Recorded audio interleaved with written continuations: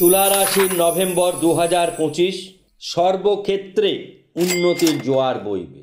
সর্বক্ষেত্রে উন্নতির জোয়ার বইবে। তুলা রাশি নভেম্বর মাসে রাশিদের মধ্যে সবচাইতে শুভ ফল পাবে। কেন, তার বিচার এবং বিশ্লেষণ করব।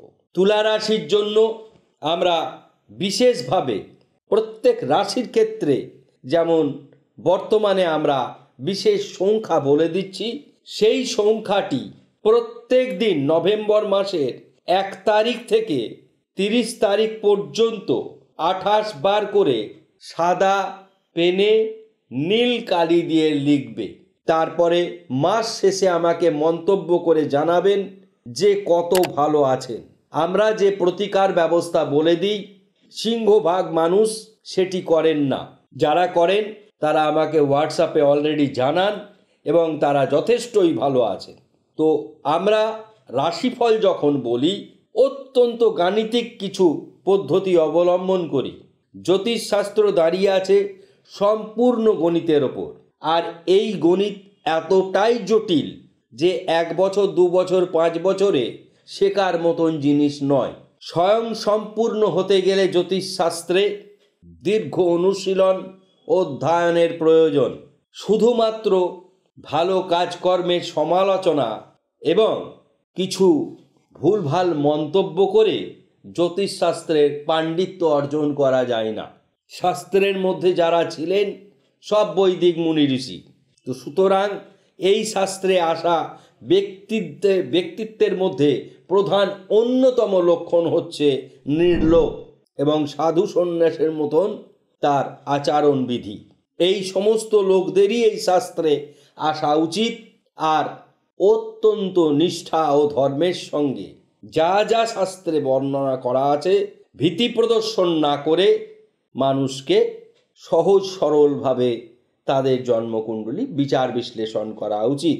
প্রত্যেকটি সাবজেক্টের মধ্যে ঢুকতে গেলেই উপার্জন একটি বিশেষ বিষয়, তা না করলে তাকে অনাহারে থাকতে হয়। সুতরাং সর্বক্ষেত্রেই সে ডাক্তার, ইঞ্জিনিয়ার, যে কোনো রাজনীতিবিদ থেকে শুরু করে এমন কোনো জায়গা নেই যে উপার্জন ছাড়া কাউরির চলে। তো উপার্জনের জন্য যতটুকু করা দরকার ততটুকুই এখানে প্রয়োজন। এই কথাটি বলার দরকার ছিল। আমরা বিশেষ বিশেষ ক্ষেত্রে বিশেষ বিশেষ কথা বলে থাকি, তাতে অনেকের হয়তো ভালো লাগে না, কিন্তু তাদের ভালো লাগার জন্য আমরা কোনো রকম কাউকে দুঃখী করি না। এনিওয়ে, তো আমরা আজকে যে ট্রানজিট বলবো তার ওপরই নির্ভর করবে তুলা রাশির নভেম্বর মাস কেন এত সুন্দর হবে। প্রথমেই বলবো, মীন রাশিতে রয়েছে শনিদেব। মীন রাশিতে শনিদেব বৃহস্পতির ঘরে এবং তুলা রাশির অধিপতি শুক্রের প্রিয় বন্ধু শনিদেব রয়েছেন পূর্ব ভাদ্রপদ নক্ষত্রে। বৃহস্পতি রয়েছেন পুনর্বসু নক্ষত্রে কর্কট রাশিতে অতিচারী গমনে। কেতু রয়েছে সিংহ রাশিতে পূর্ব ফাল্গুনী নক্ষত্রে। শুক্রদেব রয়েছেন তুলা রাশির অধিপতি গ্রহ তুলা রাশি থেকে ঠিক ব্যয় স্থানে চিত্রা নক্ষত্রে। আবার রবি তুলা রাশিতে নিচস্থ। রবি তুলা রাশিতে নিচস্থ হলে কি হতে পারে, কি অসুবিধা, সেগুলি যখন আমরা ভাব বিচার করব সেটি বলবো।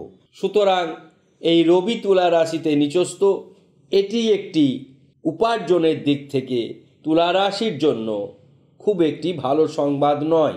অর্থাৎ ইনকাম ক্ষেত্রে, রোজগারের ক্ষেত্রে কিছুটা সমস্যা দেখা দেবে।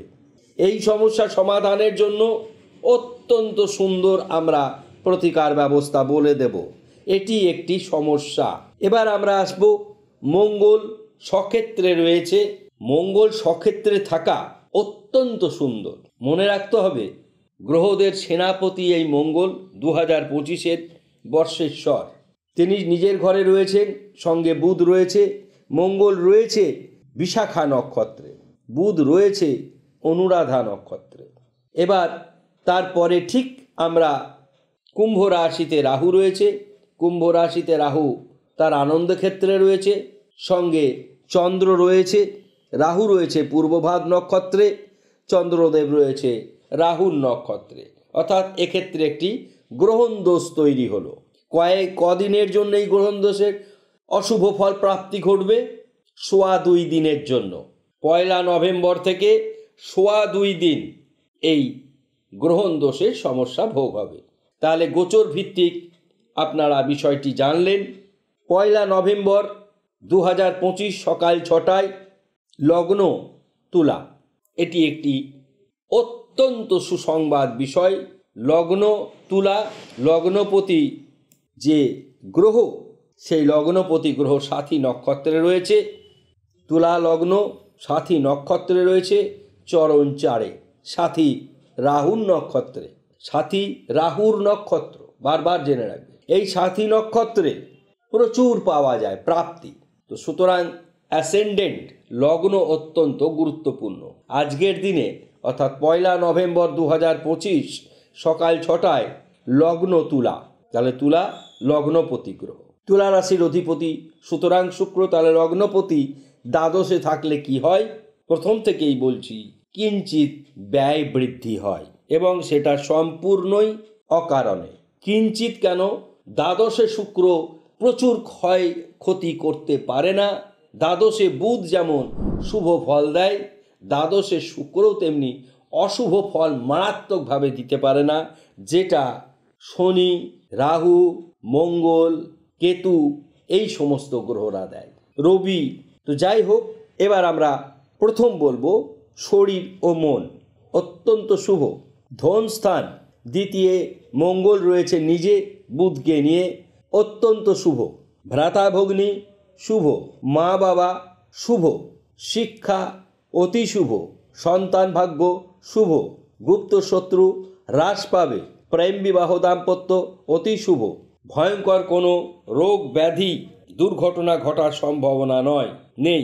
ভাগ্য অতি শুভ, কর্ম শুভ, কর্মপ্রাপ্তির সম্ভাবনা যদি বলেন 100 ভাগ তো 100 ভাগ, 100%, 100% গ্যারেন্টি দিচ্ছি তুলা রাশির জাতক জাতিকাদের জন্য কর্মপ্রাপ্তির সম্ভাবনা অত্যন্ত বেশি। রোজগারের ক্ষেত্রেও নভেম্বর মাস কিন্তু ভালো। একাদশে বৃহস্পতি, এই একাদশে বৃহস্পতি কিন্তু তুলা রাশিকে সব দিক থেকে প্রাপ্তির জোয়ার এনে দেবে। আমরা একটি বিষয় কালকে আপনাদের কাছে পরিবেশনে ভুল হয়েছিল, সেটি কন্যা রাশির একাদশে বৃহস্পতি নয়, কন্যা রাশির দশমে, যার জন্যে কন্যা রাশির কর্মপ্রাপ্তির ক্ষেত্রে সম্ভাবনাটা বেশি ছিল। এটা সংশোধনীটি আমাকে এখানে বলে দিলাম। আর একটি বিষয়, তুলা রাশির ক্ষেত্রে, তুলা রাশির ঠিক আমরা এমন জায়গায় আসছি যে জায়গা থেকে দশম যে জায়গাটা, আমরা ভাগ্যের পরে তুলা রাশির ভাগ্য বিচার করলাম, ভাগ্য অতি শুভ। কর্মক্ষেত্র বিচার করছি, কর্মক্ষেত্রে আমরা তুলা রাশির কর্মক্ষেত্রে যে গ্রহ পাচ্ছি সেটি হচ্ছে বৃহস্পতি কর্কট রাশিতে। তাহলে কর্কট রাশিতে বৃহস্পতি মানে বিশাল শুভ ফল, অত্যন্ত শুভ ফল। তার মানে কর্মপ্রাপ্তির ক্ষেত্রে 100% শিওর যে এরা চাকরি পাবে। যারা সরকারি চাকরি করেন তাদের উন্নতি হবে, যারা বেসরকারি চাকরি পারেন তাদেরও উন্নতি হবে। একাদশ ক্ষেত্রে কেতু শুভ ফলদায়ক গ্রহ, রাহু কেতু এরা উভয়ই একাদশে শুভ ফল দেয়, সুতরাং এক্ষেত্রেও দেবে। 12টি ভাব শুনলেন। একটি ক্ষেত্রে অসুবিধা, সেটা রবি নিজে একাদশপতি হয়ে লগ্নে অবস্থান করছে। এই রবি প্রতিকার প্রয়োজন। রবির জন্য আপনারা সূর্যকে অর্ঘ্য প্রদান করবেন প্রত্যেক দিন সকালবেলায় সূর্যোদয়ের সময়। লাল বস্ত্র পরিধান করে পূর্ব দিকে মুখ করে এসো অর্ঘ্য ওং হ্রিং সূর্যায়, তারপরে সূর্যের বীজ মন্ত্র করবেন ওং হ্রিং হ্রিং সূর্যায়, সূর্যদেবকে দর্শন করে। অথবা এটি যদি না করতে পারেন, সানস্টোন ব্রেসলেট পরবেন, অবশ্যই পরবেন। নভেম্বর মাস সানস্টোন ব্রেসলেট হোম করে প্রাণ প্রতিষ্ঠা করে পরিধান করবেন। এমনি অনলাইনে কিনলেন আর পড়লেন এরকম করবেন না। একটি শুভ সংখ্যা তুলা রাশির জন্য, যে সংখ্যাটির কথা বলছিলাম, যে ম্যাজিক সংখ্যার কথা বলছিলাম, সেই সংখ্যা হচ্ছে 6865, 6865। এই সংখ্যাটি 1 নভেম্বর থেকে 28 বার করে লিখবেন স্নান করে 30 নভেম্বর পর্যন্ত। তারপরে 1 ডিসেম্বর আমাকে মন্তব্য করে জানাবেন যে সত্যিই কতটা ভালো ছিলেন। তার আগে কোনো রকম মন্তব্য করবেন না, কারণ ভালো হলেও করবেন না, মন্দ হলেও করবেন না, কেননা প্রত্যেকটি জিনিসেরই একটি সময়সীমা থাকে। সন্তান জন্মগ্রহণ করেই কথা বলে না, ইট উইল টেক টাইম। সুতরাং আমাদের অনুষ্ঠান যারা দেখছেন, পারলে আপনাদের 10 জন বন্ধু বান্ধবকে শেয়ার করবেন। একটা মানুষ থেকে আর একটা মানুষ উপকৃত হলে মাথার ওপরে যিনি সব কিছু দেখেন, তিনি আপনার আলটিমেটলি আপনার কাছেই ফেরত আসে। ঠিক প্রত্যেক ক্রিয়ার সমান বিপরীত প্রতিক্রিয়ার মতন। আপনি 10 জনকে হেল্প করলে 10 জন আপনাকে হেল্প করবে। সুতরাং এইভাবেই চলার পথকে তৈরি করুন। নভেম্বর মাস আপনাদের জন্য শুধু প্রাপ্তির মাস। তুলা রাশির সকল জাতক জাতিকা অত্যন্ত ভালো থাকুক এবং সুসমৃদ্ধি হোক। ধন্যবাদ।